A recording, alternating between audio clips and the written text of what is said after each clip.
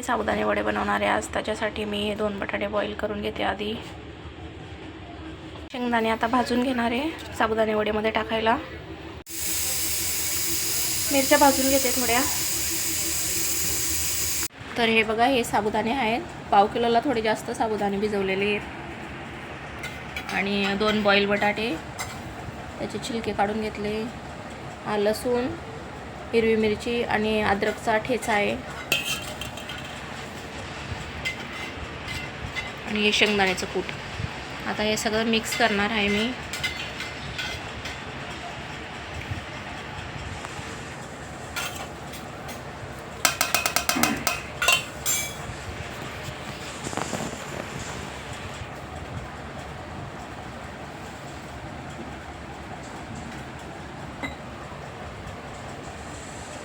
हे चवीनुसार मीठ.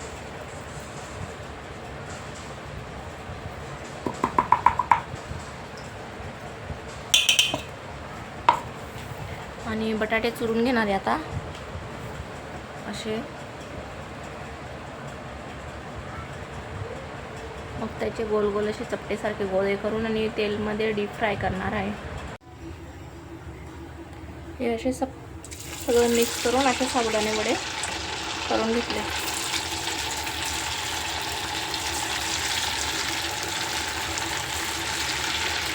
असे डीप फ्राय चांगलं क्रंची होईपर्यंत तळू द्यायचे.